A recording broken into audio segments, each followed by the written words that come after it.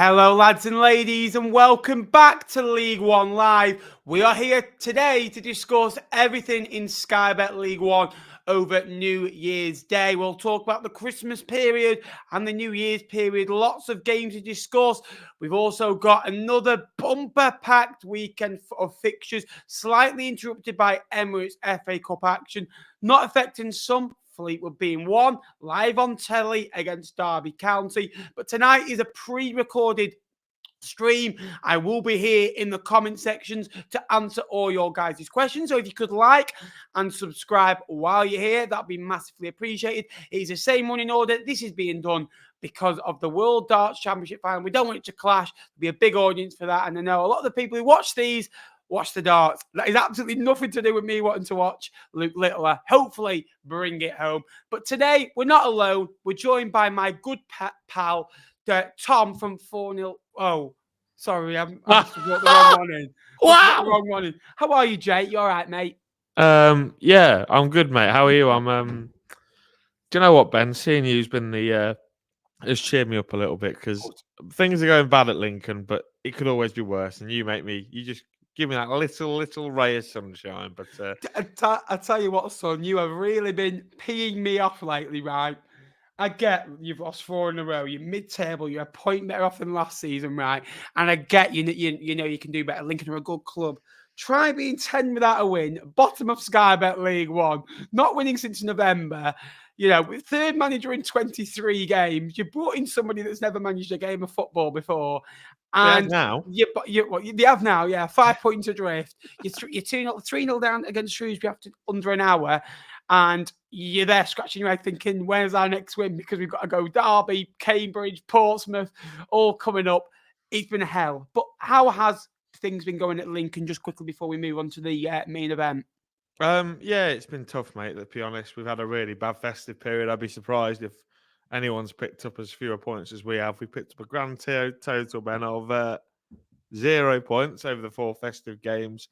Admittedly, we did have Derby away, Bolton at home, and Blackpool away, which are 3 pretty tricky games. We also had Northampton, which you'd expect to win, but yeah, it's looking poor. I mean, you know, we're recording this on the 3rd of Jan. I'm very grateful that the window's open now so that we can try and bring in some reinforcements. But it's not been great viewing, mate. It really hasn't been great viewing. No, go on. Sorry, go on. Carry on. The problem is, mate, when we concede one, we just look like we can't get away back into a game, and we'll come on to it later. But for me, it's just it's been a 4-game stretch to forget. Put it that way.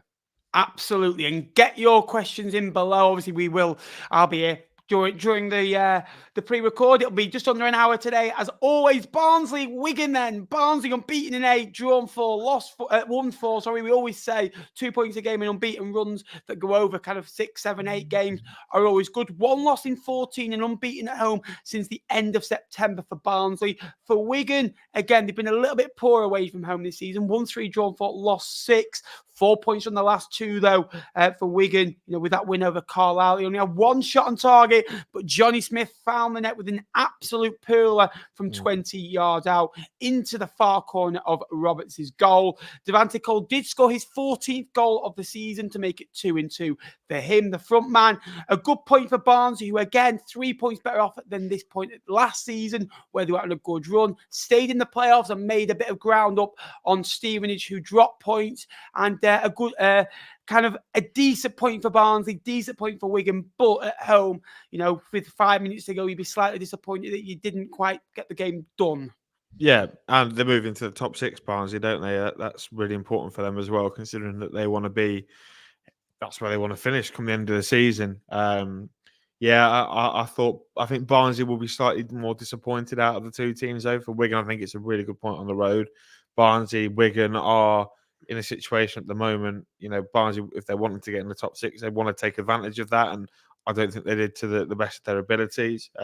Obviously, they've had good news this week that Jallo signed a new contract, obviously turning down some big clubs to do so, and that's going to be massive for them to keep a player of his ilk. But again, I just thought they were sluggish. Another performance at Oakwell where they've not been at it for the full 90 minutes.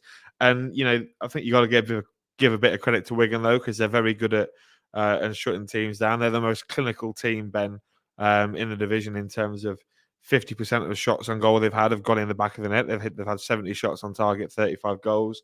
And look, Johnny Smith, I've known he can do that. He did that to Lincoln on Boxing Day last year for playing for Burton, and it's an absolute word. I don't know if you've seen the video, Ben, of Wigan fans in the away end when they're going, "Oh, what you hit that for? What you hit? Oh, for God's rubbish that!" And then it sails into the top corner, and you're thinking, "Oh, crikey, yeah." But if you're asking me, I think Wigan will be more happy with the point. Obviously, Barnsley look like they're going to do some early business in the window, which I think they're going to need defensively, add a bit of strength, and hopefully that allows Jordan Williams to go back and play right wing back, because I don't think he's a right centre back as well. But it's a better point for Wigan than it is for Barnsley, but Barnsley then do move into the top 6. I'm sure both sides will come out happy. Blackpool 2, Lincoln 0. Your boys travel to Bloomfield Road on New Year's Day. 75% of the Seasiders' points have come at home. 29 of 39 have come there. The best home record in League One.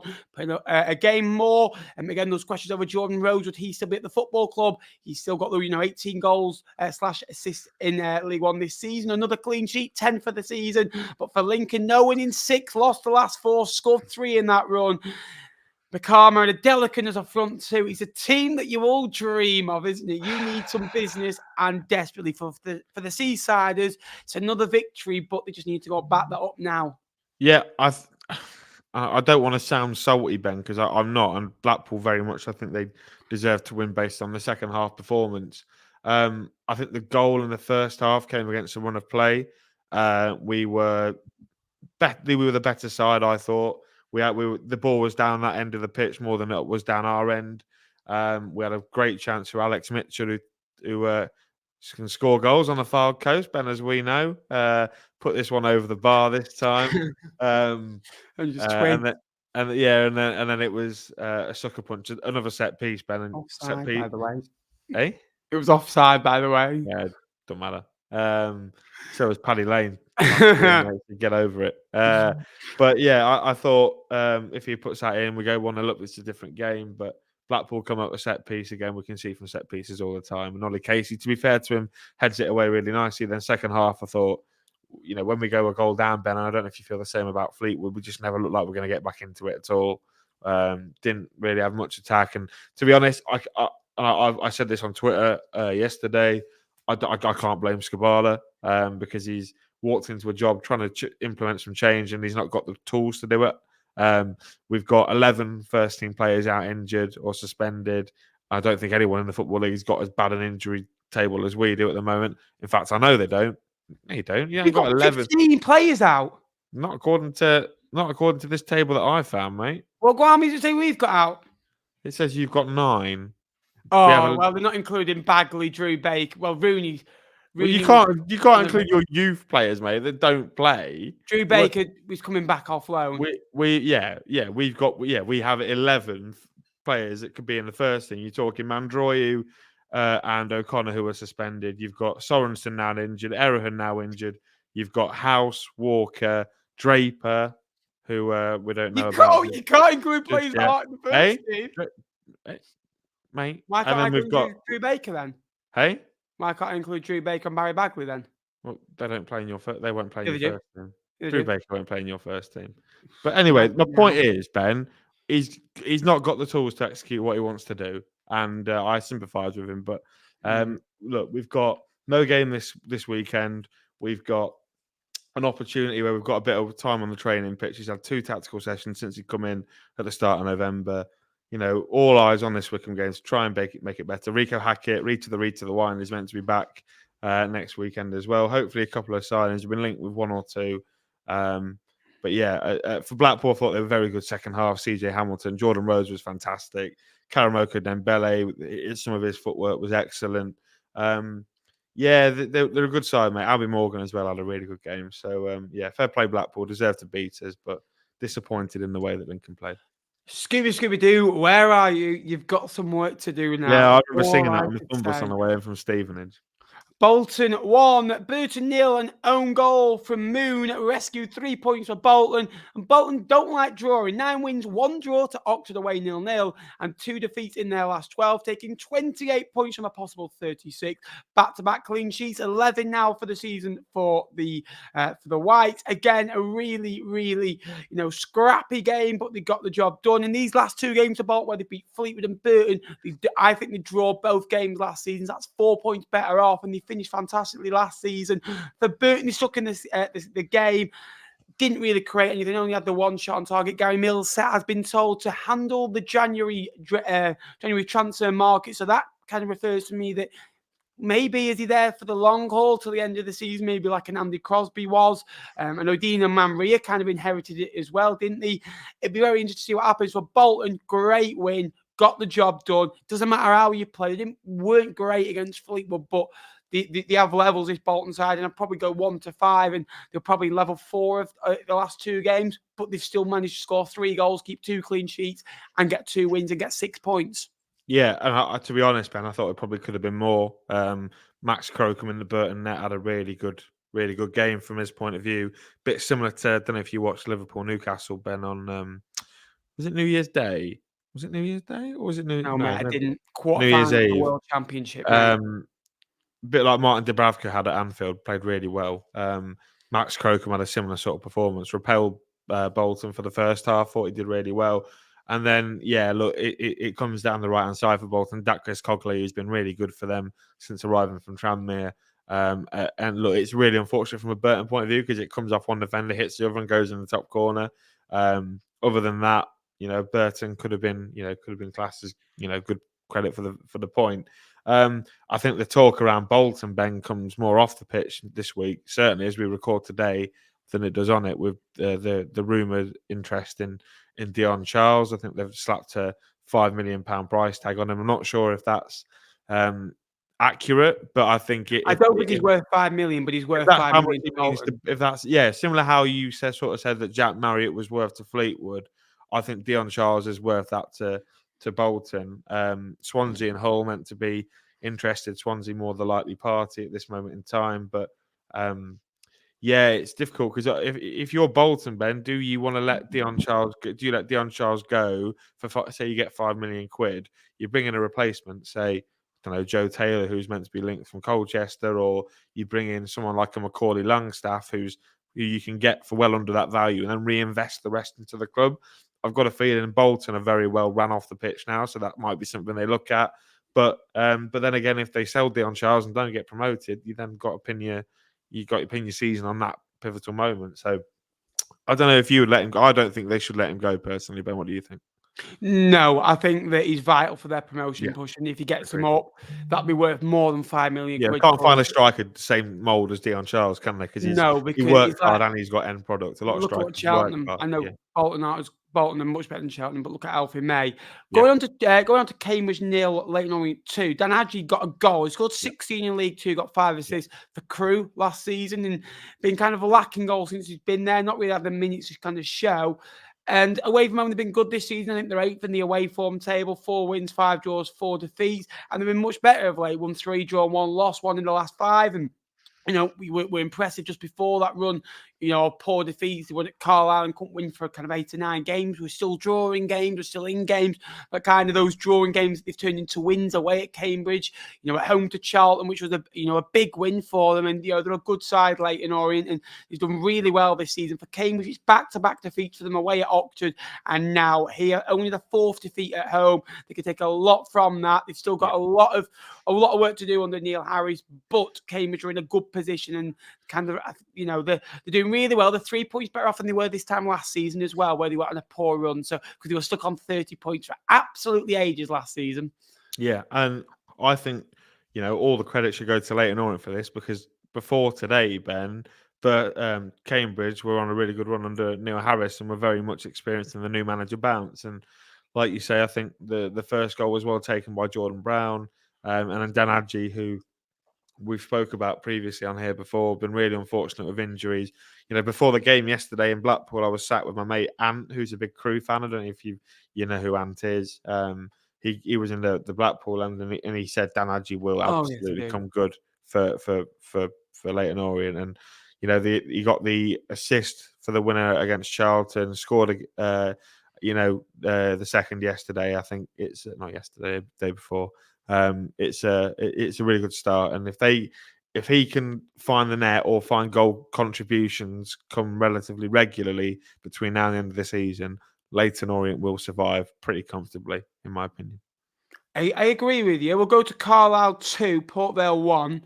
Now, Carlisle have scored a lot of late goals this season. Yep. Peterborough at home, Shrewsbury at home, here today, on New Year's Day. Third win at home. And, they've not been good enough elsewhere. Breeze, since coming into the side, a draw, a win, and a defeat. And I think Fleetwood away, Wigan, and Port Vale, I think you probably would have taken 4 points. I think that would have been the expectation. You need to get a win out of Port Vale or Fleetwood, draw the other one, and away at Wigan, you can kind of write off. Although Wigan are only just in front on a bad run, that's how good Wigan can be. Gibson scored his 6th goal of the season before a late goal from Mellish, and he's coming up to 200 games for the Cumbrian outfit. For Port Vale, Ben Garrity, again, 2 goals in 10 goals / assists this season, 8 goals, 2 assists. So another defeat on the road for Vale, but again, a good, impressive run. Now, that team, Port Vale, they just can't win regularly enough to be challenging the top 12. But again, they can find a win. They can find 4 points from 6 or 7 points from 9 to kind of get them out of difficult situations. It's a tough one to take, so late on in the game. Connor Ripley took some undeserved stick from the Carlisle fan behind the goal, who there has been trouble behind that goal quite a bit this season, which isn't nice to see. But for Carlisle, they'll be delighted with the win, and I think that's the first win in 9 to 10 games as well. Yeah, massive win for Carlisle, especially, you look at the graph on SofaScore, and to be honest, mate, you'd probably say that they deserved it. Looking at the graph, they just about edged the first half, and then Port Vale go 1-0 up through Ben Garrity, like you mentioned, who's obviously scored against former employers Blackpool just before the New Year period as well. He's done really well, I think, playing in that sort of number 9, even though he's a number 8. Really, I think he's played really well up there for Port Vale and been a massive reason as to why, like you say, they've been able to get 7 points from 9 or 4 from 6. But yeah, Carlisle, we've seen it before, haven't we? They've got this willingness about them, and Jordan Gibson is a player that, at this level, Ben, is good enough. And we saw what he did to Bolton on just before that international break, and then John Mellish, who's been an outstanding servant for Carlisle, goes and nods in the winner. So yeah, it's for Carlisle, that's a massive 3 points, because you were looking at the league table and thinking, hold on, Carlisle could start to be in a bit of trouble. But they clawed themselves back in it now, only 3 points off safety, and a big January window for them to come. And I'm sure they'll bring 4 or 5 bodies in. Absolutely. And if you're enjoying the stream, please like. We are so close now to 13,000 subscribers. Thank you very much for 12,600. The recent growth has been unbelievable. And this is our 11th video / stream in the last 12 days or so. It's been absolutely manic. We haven't stopped. Fleetwood Town, League One. We're knackered, Ben, aren't we? We are knackered. We're knackered. I can't wait for a 2-day break before, Derby on Saturday.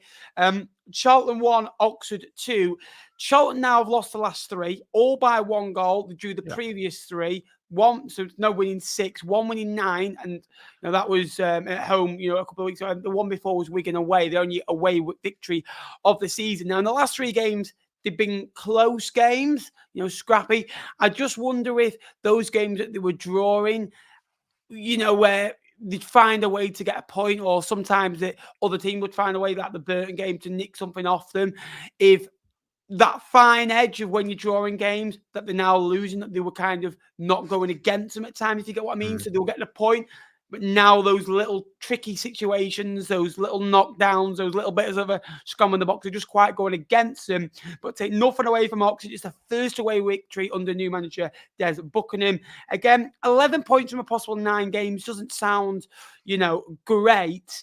But they've won 3 of the last 5, which I think is much better where they want to be. They started off poorly with defeats away at Cheltenham and Peterborough. Managed to get a point against Bolton, which was kind of a decent point for them. And Harris getting his first goal in 19 after we were slagging him off the other day. You're welcome, Oxford fans. Smythe with an absolute wonder goal to win it. 5 minutes from time. It was Charlton 1, Oxford 2, and Oxford absolutely flying. 14 points better off than they were at this point last season. Yeah, Michael Appleton's in a spot above there. It looks at Charlton, but if paper talk is to believe, then they're looking to bring in a few players. It would be fair to say that Appleton hasn't got many of his own players in, although he's worked with Tay Whedon and Conor McGandles before at Lincoln. So you'd think that maybe they should be doing a bit better. And you've got Alfie May, who scores you a lot of goals, so he should always be in games, but they aren't. They've been linked with that Gillespie at Plymouth, which I think would be a really good signing. And they've also been linked with Connor Coventry, who Appleton's taken on loan before when he was with Lincoln. So if they can get those two deals over the line, I think they need to keep a hold of George Dobson. Yesterday really showed that because he's a great midfielder and he battles against one of the best double pivots in the league in McGuane and Brannigan. Like you say, Mark Carrish is one of those strikers where he gets one, he tends to go on a bit of a run. We saw at the start of the season, 2 against Derby, scored against Barnsley, I believe, as well. Yeah. So he's one of those strikers when he gets one, he goes on, gets 4 or 5.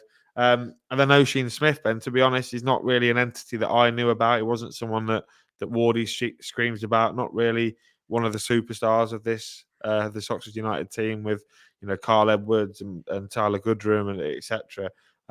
But to be fair to him, mate, he's hit it very truly, and it's dipped and swerved and gone into the corner. So it's a great strike, really big win for Des. I think that's a statement win to go and win at a side away like Charlton. I know a lot of teams have gone to Charlton and done well this season, like Bristol Rovers went there and won earlier in the season of a late goal as well from Luke McCormick. But yeah, I think this is a real big moment for Oxford. Again, a big window. Des has got to get some of his own generals in, bring some of his own players in, and I think Oxford are still a safe bet to finish inside that top 6. Derby 2, Peterborough 3. Yeah. After this game, combined, these two sides have got scored 94 goals between them.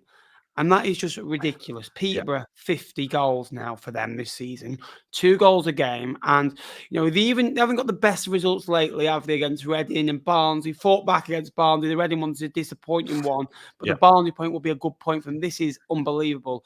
Now, the last 2 games that Derby haven't won, they've won 8 of the last 10. They've conceded 94th, and I think it was the 97th against Wycombe in the last minute.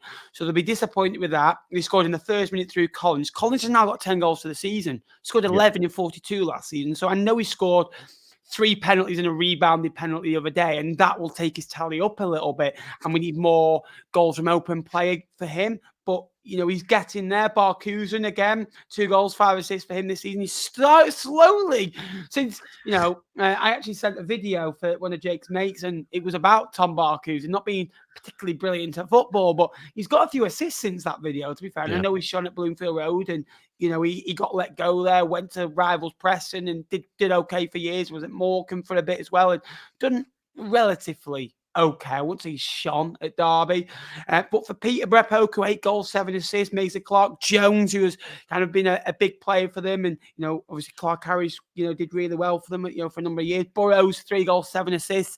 I think he's in the top 5 players per rating per game, on stats. And I know they don't always scream everything, but for me, Burrows is the best left back in the division. P.O.K. Kazoso. Yep, there we are. Thank God he's gone back. I don't have to pronounce that again. Gone back to Rotherham. It'd be interesting to see if he sells them on. But again, look, they'll be in the market for a right back, and they'll buy smartly. It was a brilliant game. I think it was on Sky as well, between 2 good sides. Derby in form. Peterborough, I think that's 1 defeat in 19 now, and beaten in 10, scoring lots of goals. Poku, Mason Clark Jones, Collins, Cipriani, Burrows, Ronnie Edwards, you need to keep at the football club. Telke came in, in goal. So, it'd be interesting to see how long Bill Capic's out for. He threw in for another goalkeeper, but they've got a great side there, and McAntony and Darren Ferguson are doing really well. Darren Ferguson said it's a pleasure to manage this group of footballers. Yeah, they are. They're some side, mate, aren't they? Because to be honest, that when the clock sort of ticked into the 80 minutes, you're thinking Derby are 2-1 up, and they're very strong in recent weeks, and certainly at Pride Park where they've won a lot of games. You think that they'll be able to see it out, and fair play to Peterborough. They don't know when they're beaten. I don't think they've scored. I seem to think they've scored a few goals in that sort of 75 to the full time mark, and 2 goals yesterday that I thought were great. Kwame Poku getting a goal and an assist. Looks like Harrison Burrows and Kwame Poku both got goals and assists for each other, set each other up. And then Ricky J. Jones, it's a really instinctive finish, I think, from an attacking point of view. Ball just literally falls loose, Ben, in the penalty area for about 0.5 seconds, and Ricky J. Jones has got his foot on it, and it's flown into the back of the net. So, yeah, Peterborough are a special side this year. Obviously, that there could be some losses in this team. Kioso going back is massive. Not sure how I feel about a loanee player becoming your captain, but if they thought he had the characteristics to do so, that you can't really begrudge Fergie at this point in time. Obviously, Ronnie Edwards will be one that's spoken about as well, but with the excellent recruitment model that Peterborough have, and it kills me to say, Ben, because they're a team that I don't particularly like.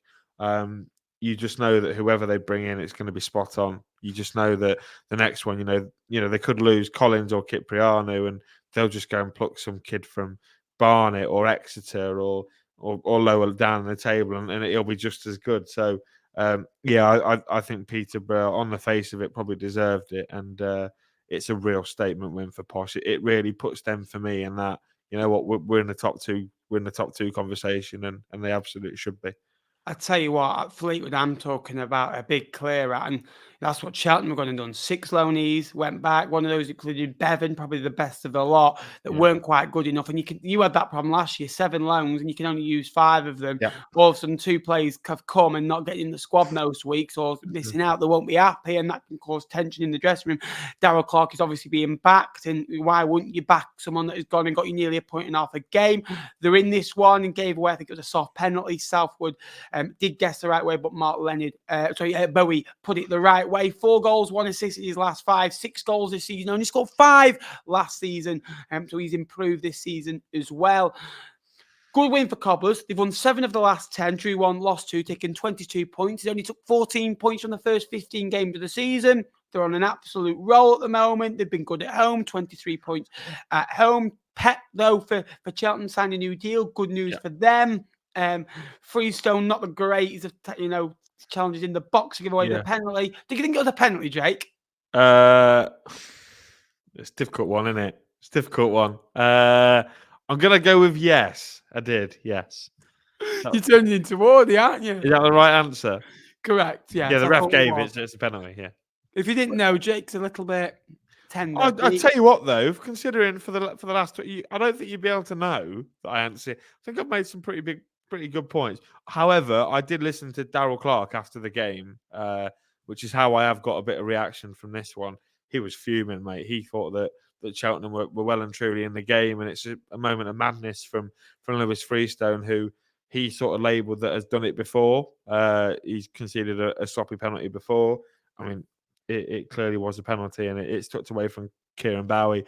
Tell you what, I don't know if you mentioned it with the show with Tom that you did before New Year's Day. Scored an absolute worldie at Central Bank, by the way, for the second. It was a great goal. So fair play for Cobblers and John Brady for that one. But yeah, like you say, they're on a roll, mate. They're a good side. I really rated them when they came. They were 2-0 up, comfortable. Thought they pinged the ball around really well. Mark Leonard is such a star player at this level, such a good footballer. And yeah, the march on Cheltenham, like you say, I think Darrell Clark is the man that you want in charge for this sort of rebuild. He's honest. He's brutally honest.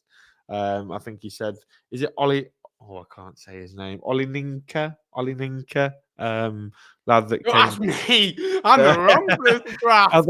I think he came from. I think he's been linked with a move to Chesterfield. I think he said, yeah, he's not for me. Ellis Chapman's gone on loan to Sligo. So he's, and obviously you mentioned the loanees as well. So he's clearly getting his rebuild in. Tom Pett is a really good start. That contract for Tom is massive. Still not on FIFA Ultimate Team, Tom Pett. I think he had a bit of a moan at EA this afternoon on Twitter. But yeah, really good footballer and has helped Cheltenham in that midfield battle. He just allows Cheltenham, Ben, to play 5-10 yards further up the pitch, and he's so good at controlling midfield. So you expect Cheltenham to be busy in the market with incomings, and you know what? You still think they do it. They lost on New Year's Day, Ben, but you still think they've got every chance of staying up, don't you? Yeah, absolutely. We'll come to Portsmouth now. Yeah. Bishop scored again, 37.5% of their goals this season. Bishop's been involved in. Goal, 13 goals, 2 assists. Paddy Lane is in your heart and in your ears. 7 goals, 4 assists. His best ever season was 5 goals, 8 assists. So he's going to nail through that. Absolutely sure of that. This is a side that have lost big players this season, packed for 6 or 8 weeks. Poole, for me, is I'd say the best player in League One. For me, if you have to ask me, I'd say Regan Poole. I'm telling you for years, Bishop, and this side keep on winning games of football, and they've only lost 2 in 24 games, and they've had a bit of a rut over Christmas. But teams will go on 3, 4, 5 game runs, and it's all about how you react. They beat a good side in Stevenage, who've got good experienced players. Butler, Pijani, Sweeney's, Thompson, Burns, Roberts, Freeman, Reeds, Elliot Lists. I really like Thompson scored a nice header as well. Yep. Lost 5 away from home this season. Stevenage, I think they've only lost 6. All season as well. So they'll be wanting to bounce back, and claims for a penalty, not for me. It does change the trajectory of the ball, you can say, but his arms are by his side. I don't think so. I wouldn't give it. I think it's soft. I think if it's maybe not at Fratton Park, the referee might give something different. You don't know with referees. But again, a good win for Portsmouth, and all 3 goals coming in the space of about 25 minutes. Yeah, I like how you quoted Farley there. He's going to absolutely love that when he watches this back. I love you, Farley. Can I just say, by the way, you said before, I forgot to mention this.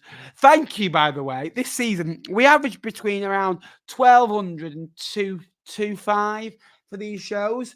We had nearly 4,500 on the one show that Jake wasn't in the other day. So a big love to everyone that came in. The Bristol Rovers and Derby fans were back. So thank you so much for joining us. Well, they won't be here today, will they? Because they both got beat. But no, Pompey, I thought, thoroughly deserved it. The first goal was really well worked, and it, through Bishop and then Robertson, and it falls to Lane, who is probably the one Pompey player at the moment you'd say that you want in front of goal. He gets really cold, like cold Palmer, as Noni Madueke said at Leyton.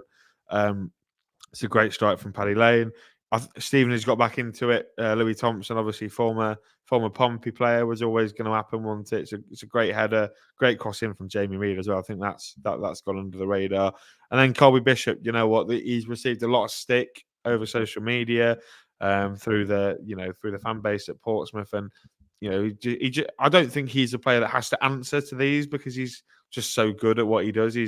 I think you've said, Ben, he's like the League One Harry Kane, with the way that he can distribute the ball, drop deep, pass the ball through.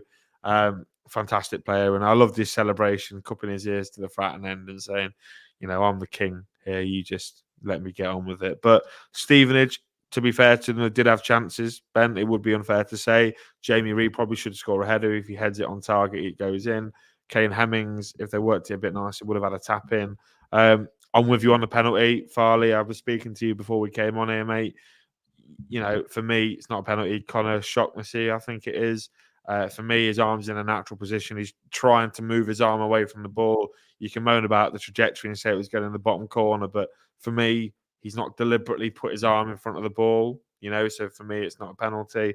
Then the only other talking point was the RKO from Nathan Thompson, which absolutely was a red card. It's horrific. It's like he's like a drop kick, Ben. He's completely drop kicked him, and Portsmouth, they keep getting the setbacks, but they're reacting to it really well, and fair play Portsmouth, and it's a sign of a team that are going to do really well. And it was a year ago yesterday that they sacked Danny Cowley, and it absolutely looks like the right decision, considering the run that John Mousinho has taken them on sort of nearly a year into the role. So fair play Portsmouth. Going to be busy in the window. I think they need a couple of wide players, maybe another number 10, so that Robbo can play a bit further back, because I think he's been better there. But yeah, play up Pompey, up Moose's Blues, as Tom would say.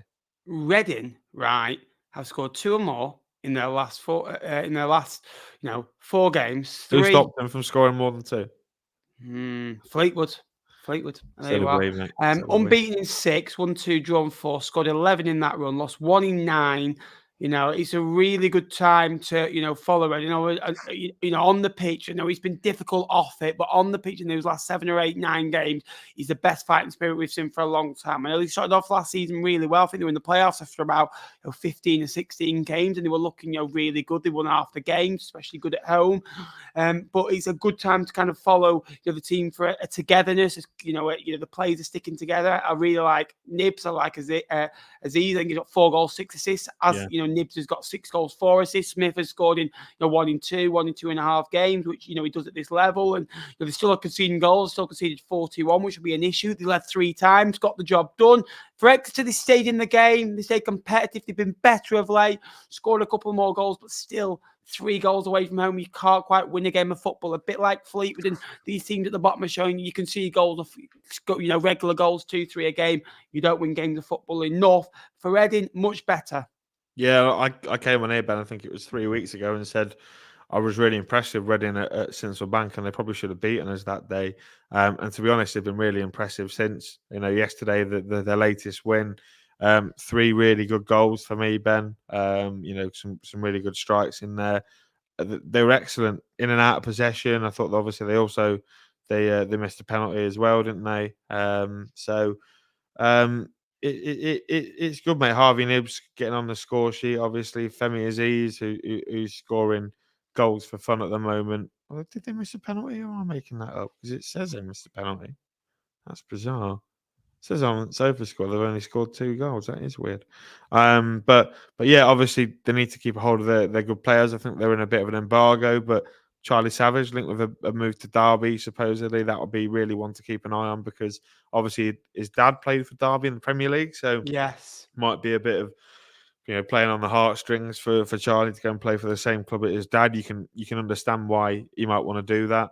big But club as well, promotion, big boss. club, yeah, and he can could really cement himself into that midfield. I think with It'd be a Hurahan big and push though, won't it? From Forest Green to Reading. yeah, You're a big football club in terms of I imagine the move might only happen if we see Max Bird depart, because he's obviously been linked with Still Birmingham. got good plays in there, Horahan Sibley. Yeah, no, absolutely, and but he'd be at a better environment, better facilities. Would you want to play? Say if I said to you now as Charlie Savage, you can go and play at Derby next 20 games or so. You'll start 10, come off the bench 5 times. Reading, you'll start every game. I'd rather start every game. Because he's on a permanent contract at Reading. I know Man United got a buyout clause. I don't know. I think it depends on what Derby see as the plan for Charlie. Because if Derby are saying, look, you might not play every game when you're coming straight away, but next season when we're in the Championship, you might get a few more games. Then, or if we stay down in League One, you'll be a real part of our midfield reform. Then I can see why he might go now, give himself 6 months to get settled in, get his feet under the table, and push on next year. So I can understand both arguments. I really can. But a very technical midfielder, a very good player. And do you know what, mate? Reading. I think all the cogs are turning out. Reading. I think obviously we don't know what's going to happen in the window, but if the 4 big names can play well between now and the end of the season, if they're all there in wing, Savage, Smith, and Nibbs, then they've got every chance, because those players should not be kicking about down the bottom end of this level at all. We said at the start of the season about certain teams conceding lots of goals. Could they carry on scoring those goals to kind of match it up? Portsmouth were conceding. We kept going. Can they keep coming back? And Plymouth last season could go and concede. I think they lost 2-1 at Fleetwood and 5-1 at Charlton. And this does happen. But when you're down at the bottom, you're more worried about where goals are going to come from. If you can just tighten up defensively, for me, defenses keep you up in League One, and that's why Fleetwood last season were 13th. They were probably a bottom 6, bottom 7 outfit, but because they kept clean sheets and they only conceded 51, we've conceded 42 this season. It's only 9 less, and we've played 22 games less, and it's like nothing's changing. And you talk about heartstrings. We're going to go to Shrewsbury against Fleetwood now. 30 points for Shrewsbury. Now Shrewsbury are 12 points above Fleetwood. In terms of squad, I don't think there's much in it. In terms of on the pitch the other day, in terms of the games, the stats are very equal. Fleetwood hit the post, Mosi makes a good save, score a goal, they create some good opportunities in games. Shrewsbury do the basics very well, and they win second balls, they find the first goal in games when they need to. They find a way back. They've got goals from like the Che Dunkley. He scored 3 goals this season, Jake. All those 3 goals have come in victories at home against Burton, Reading, and Fleetwood. You know, they got Feeney and Anderson. Feeney, I think, was excellent at Carlisle, and I think they were gutted to lose him, but I think they replaced him very well in Sam Lavelle. And they've got, Somervale, who's come from Waterford, Shipley, who I'm a big admirer of. He doesn't get enough goals or assists. I said that a lot. He goes and scores against Fleetwood. I'm like, something, fair play to him, because I like him as a footballer. He was watching your nappers, that's why. Exactly. It's good to see. He wouldn't be the first. Bowman up front as well. He's getting on a little bit, and sometimes I question him, but he can hold the ball up and pin defenders. 22 points at home. They do the things that other sides can't do, and they've only scored 3 goals away from home, but they scored 14 at home. So it's not been too bad at home. It's all been away from home. Talk to me over Shrewsbury. Yeah, I mean, whilst I was watching the scores come in, Ben, and I see you go, you conceded 3 goals to Shrewsbury. I was thinking, oh God, Ben's he'll be jumping off cruise ships. He'll be wishing he's got sepsis. I was worried. I'm a new man now, mate. I'm a new man. Yeah, well, I wonder why. I was worried for you, mate, to be honest. But yeah, look, it's difficult, isn't it? Because you get. You hound, you is what my dad would say. You hound, you, my old man would have said. But it's I don't know, mate. At this point, obviously, it was Charlie Adams' first game in charge, and it's appointment that certainly when I was in the Bloomfield club at Blackpool, that was being questioned quite heavily. You can imagine why. Oh, but it's not Derby. They were all saying it's not Derby, but we care about Charlie Adam and we like Charlie Adam, and they were all saying, "Oh, we don't think it's the right fit," which I think is interesting. It could prove to be the wrong fit. We don't know. It could prove to be the right. I can reassure you, the club that you went in, I won't be going anywhere near. Yeah, I wouldn't touch it, mate, with a barge pole. It looked honestly dodgy. I'll be going in, hood up like this, literally like that. Not like ticket in, run away. They were talking about Charlie Adam. Obviously, he's got a big affection with Blackpool, and is it the right appointment? I don't think you can judge him based on the game at Shrewsbury. Obviously, he'd been in post literally a day before taking the job. He probably had 1 training session. Like you say, Shrewsbury, they know how to do the basics. They're very effective when they want to be, and I don't know. Just from a point of view, having a looking at it and saying that before yesterday, Shrewsbury had scored 15 goals in the league, Ben. You'd let them score a further 20% of the goals they'd already scored in 90 minutes when they've only scored 5 times that in 23 or 24 games. So difficult for Shrewsbury. Obviously, like you mentioned, it's a really big win because we're all thinking that Shrewsbury are one of those that could plummet towards the bottom 4, and if they can beat teams like Fleetwood at home, then they give themselves every chance to not be one of those plummeters. Yeah, absolutely. And Fleetwood, Charlie Adams come in. Lee Johnson potted Saturday. We did discuss that in the stream the other day. Charlie Adams come in. I made a video on that. Go and check that out. That was, on Saturday. I'm not overly happy with the appointment. I'm not disappointed. There's 22 games to go. You can be negative all you like about it. This is what we've got. 22 games, 22 cup finals to save our skin. It's still doable. 28, 29 points.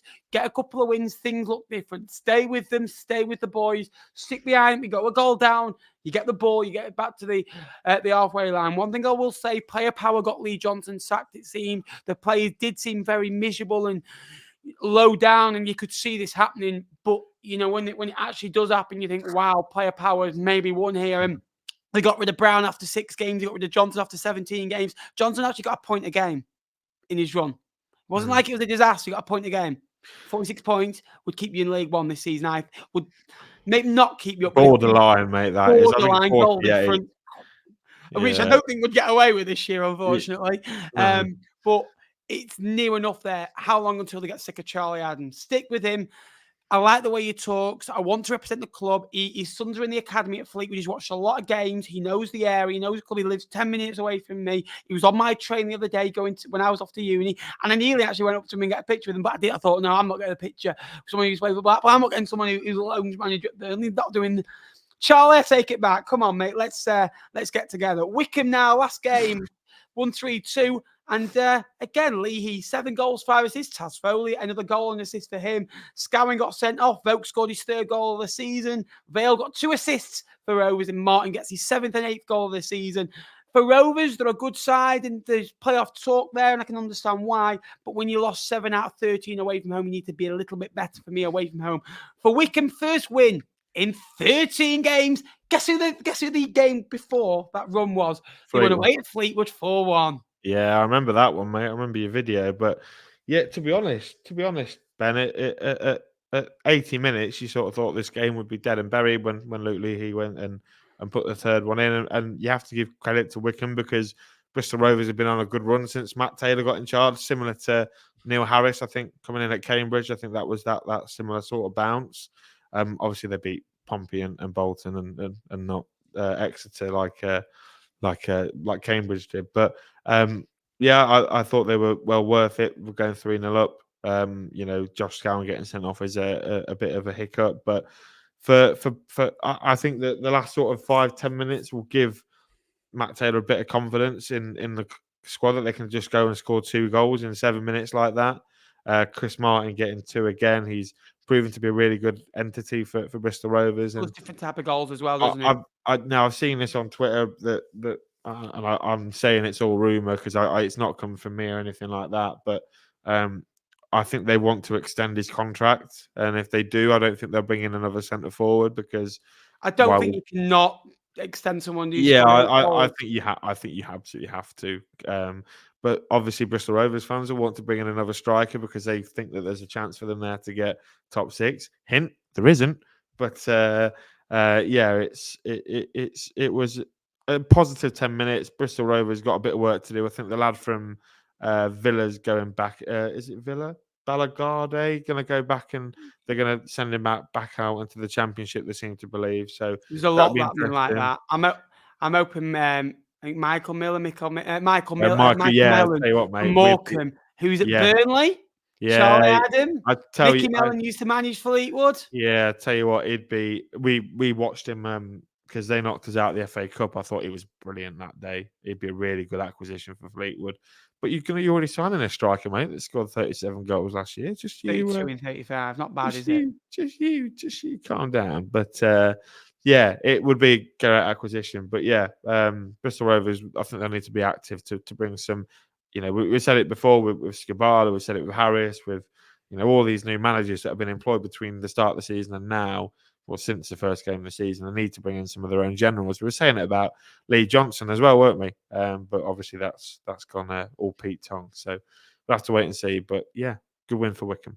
We'll come to the League One table in just a minute. So if you are enjoying the show, again, get liking, get subscribing. It does massively help. Go and follow my good mate, Jake_Tong98 on Twitter.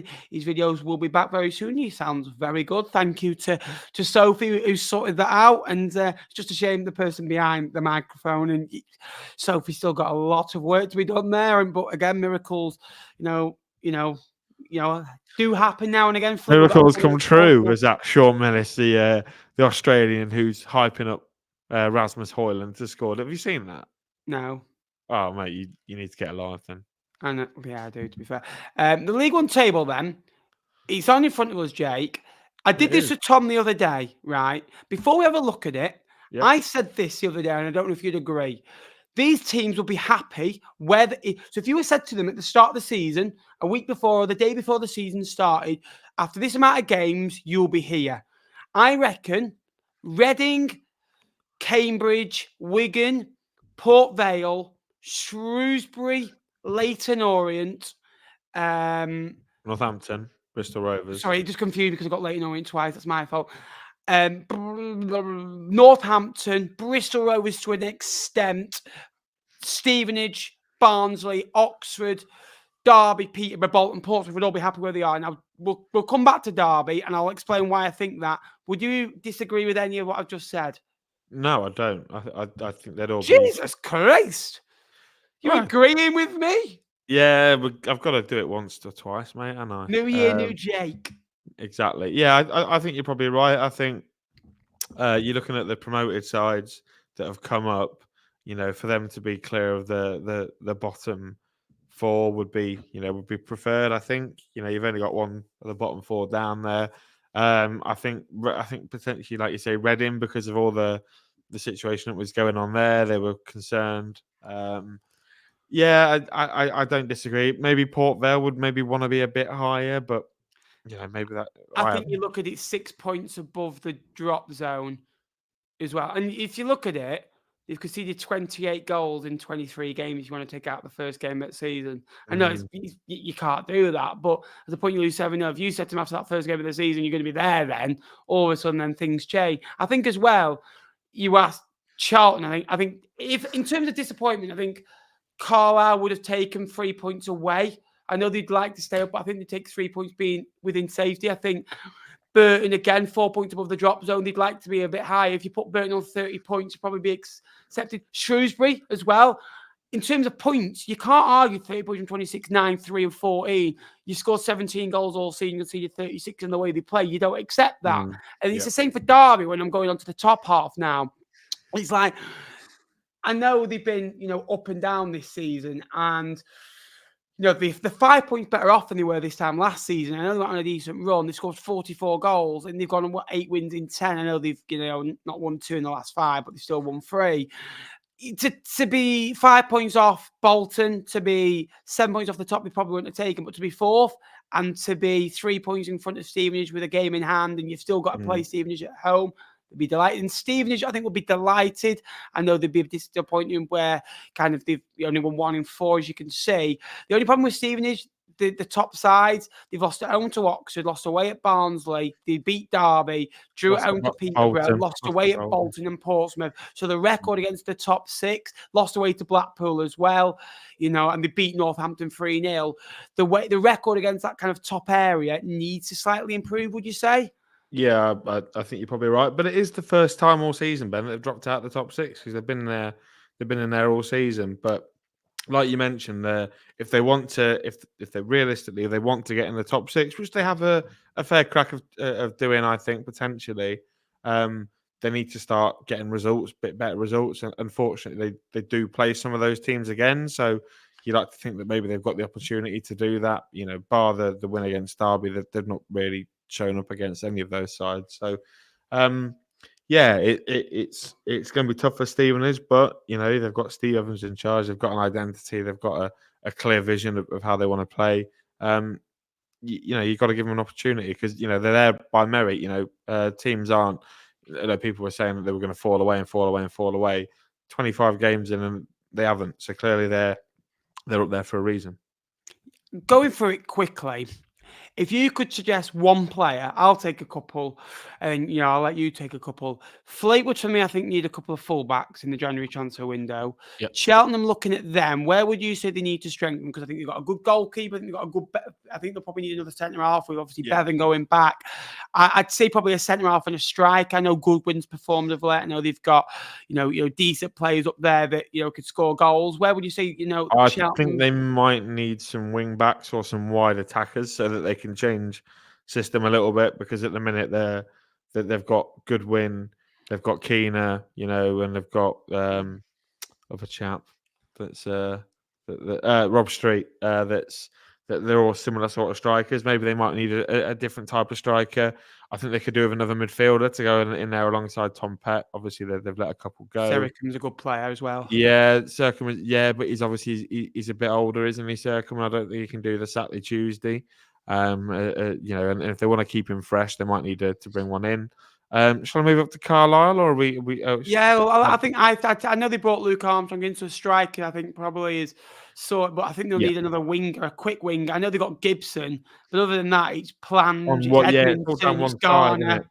It's all down one side for Carlisle, where this side where Gibson's playing. So for me, I wouldn't disagree with another wide fullback forward as well. I know they brought Emmanuel in, and they've got decent options at kind of on the left hand side as well. I think they need a goalkeeper, mate. To be honest, Carlisle. You don't think Breeze is good enough long term?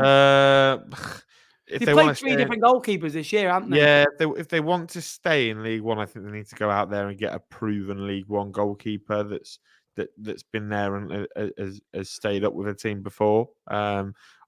Breeze is a good development player, but I don't think that he's good. I think that Breeze is someone that you have to play from the start of the season and go, look, we understand you're going to make mistakes, but we're going to back you for the whole season. by bringing him in here and there and then dropping him for Thomas Holy or whatever Paul Simpson's doing, it's just going to shatter his confidence. I would say go and let him play somewhere else for 6 months, take your mind off it, come back, be ready to be our number one next season, and we'll just bring in an experienced head that we think isn't going to cost us so many points, because they don't really have the time or the to be cost throwing games away by a stupid goalkeeper error. So if it's a difficult one. Yeah, we won't go through every team, but I think Exeter could do with a striker, Reading maybe a couple of centre halves, and Cambridge I think could do with a couple of midfielders. Wigan again, a little bit of depth in the midfield area as well. I know they've got some good young players there as well. And I think Port Vale are desperate for a striker. As you've seen, Charlton are just desperate for desperate for a striker. Charlton are desperate. Let me tell you. Charlton are desperate for a striker, and as you say, Lincoln needing a striker as well. 5, mate. And Shrewsbury as well, I think, could do with a quicker striker. I think Bristol Rovers, obviously, Martin will sign a new deal, maybe a bit of options in the midfield area as well. Northampton, I think, will be a quiet window, but they'll retain. Blackpool, John Rhodes if he stays, will be huge for them. I still think they need another, midfielder to replace Kenny Dougal there. Stevenage could maybe do a bit of, I think, Presley not really been getting the game times. I think McNeil, I think, will go back to he's already gone back, yeah. Yeah, he's gone back from, was he United? But he scored in the season earlier. I think they won 1-0, or it might be. No, they won at Leyton Orient 3-0. Leyton Orient, that was it. He scored. And remember, it was a side, that were down there at the time. And Oxford just need players back. I don't think that they'll rush into anything, because they could do with another striker to just take the pressure off Mark Harris a little bit. He has played a lot of games, and I kind of think he just needs to be taken out the fold at times. Yeah. Derby, midfielder, 100%. Peterborough, right back. I think it's a right back and a centre half, and a striker potentially. I think they just need Kyoso, mate. I think they just need to put their hand in the pocket and get Kyoso back. Do you think if they said £1 million for I think they'd do it. I think they'd do it. Yeah, I think they'd do it. What's funny? I actually said, I quote tweeted this, and I remember actually quote tweeting. I went, "He's a good player," and people fans are coming back, "No, he's not." I went, "That is a good sign. He's a solid 7, 8 out of 10 right back every week in League One." Yeah, and he has been. Bolton, I think. At times, I think I like John Daddy Bodvarsson. I like Dion Charles. I like Carlos Mendes Gomez. I like these forward attacking players, but I think they'll probably could do with another striker. Midfield, I think the stacked could maybe do with another one if you want to add. And Portsmouth centre half. Yeah, it depends, doesn't it? With all these clubs, it depends who they lose, because you've got some teams there that could end up losing star players. Like, for example, if Dion Charles does go to Swansea, then Bolton might well be needing to bring in a couple of centre forwards, and for me, POMPEY could do with a centre half. I also think they could probably do with another wide attacking player. I think it's fair to say that it's not really worked for Gavin White since moving to PO4. Set up the second goal against Bolton though, but it hasn't really worked for him. He's had a lot of criticism. Also, obviously the big thing for POMPEY was if Alex Robertson went off to the Asian Cup, then they might need to bring in. They'll probably need a striker as well to sit in behind Colby Bishop while Yangi's gone. Maybe just a young kid out on loan or someone. But we'll have to wait and see. But lots of business, Ben, and I believe we'll have a video at the end of the month to absolutely. We've not stopped, and just because it's January, YouTube ad revenue could pay a little bit more, but I'm only joking. Burton Wycombe is a big game as well at the weekend as well. It'd be interesting to see if Wycombe can. You go on you go on these unbeaten runs and you lose one. The question is always, are you going to go on a bad? But as soon as you win a game, you look at Port Vale. They went 13 without a win, didn't they? Won at Exeter, 1-3, 1-2, drew 1 as well, or 1-3 out of 5, something like that. Cheltenham, Portsmouth, a bit of a slippery slog. Cheltenham actually scored in 12 or 13 consecutive games, and Portsmouth, a fine excuse. Oh, we could slip up here. Focus on yourselves, boys. You've got no game this weekend. Leyton Orient play Blackpool. I think Blackpool won't be fancying a trip down to London. If they lose this, it'll be 4 straight defeats on their own, Jake. Yeah, Blackpool. They're such a weird side, man, which I think will stop them from getting top 6. They're just so poor on the road. I mean, you look at the games against Burton, and then the one after that where they got beat. Where is it, Ben? Where did they get beat after Burton? They got beat. The Blackpool, Port Vale. Port Vale, that was Lost it. to Cambridge, Look, Burton, and Port Vale away. and that was it. They got beat 41 3-0 before. by Vale, didn't they? Yeah. He seems to be better against better sides. Blackpool, they won away at Barnsley, won away at Portsmouth. 4-0 And they're written good all at over home. it. They play 3-5-2, counter-attacking football. Critchley's he's a great coach. On his own as a manager, not so sure. Yeah, I think that might be the one thing that stops them, their away form. But yeah, it's Leyton Orient are in good form as well. It'd be a horrible place for them to go. You'd especially think that Orient might have brought a body in by Saturday. Obviously, another massive game down the bottom, next to Carlisle. It's massive 6-pointer already, and we're Huge. start of January. It's you're Carlisle thinking just won a game as well. If you're Exeter, you're going to try and it's a long journey down for those Carlisle players and support staff. You'd be trying to absolutely hit that home and say, look, they've just come 300 odd bloody miles to come here. We need to make sure that it's a horrible ride home for them. And then what else have you got? Port Vale, Charlton, I think. For Michael Appleton, certainly Charlton been really poor away from home this season. They've only won. Have they won? I want to say they've won twice on the road, or it's certainly no more than twice. They won away at Wigan. I can't think. Charlton won 1 away. They are then. And you're laughable. First 10 games of last season, they were better away from home than they were at home. How things have changed. Yeah, no, you're right. Yeah, they have only won 1. Yeah, drew 5. There's only 6 games. There's Fleetwood Derby, which I can't wait for, scintillating. Burton, Wycombe, Cheltenham, Portsmouth, Exeter, Carlisle, Leyton, Orient, Blackpool, Port Vale, Charlton. And it's a busy match week to say the least. And we wish all the teams good luck in the FA Cup. I know Bolton have got a nice tie away at Leyton, and Wigan have got Man United. No, hang on. Blackpool don't play Leyton Orient. Blackpool play Forest. I do apologise. That's my mistake. Well done, now we look like absolute. No, we already look like amateurs as it is. But again, it's an injury. It's an FA Cup absence, and I wouldn't know much about that. But again, Jake, thank you for joining me, mate. It's been a good round, hasn't it?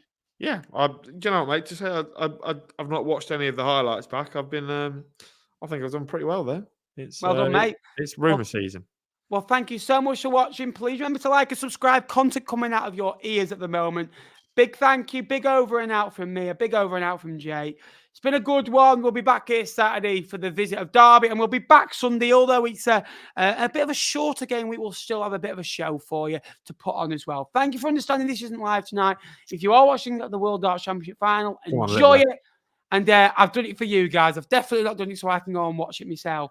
But again, big thank you. Big thanks to Jake. Jake, any final words, mate? No, mate. Just enjoy your cup final against Derby, as they'll refer to it as. But no, just I hope everyone has had a happy New Year, and we'll see you shortly. Thank you so much. New Year, same podcast, Amateurs for Life. Again, New Year, same co-host. Thanks for watching, guys. All the imps. All the kids.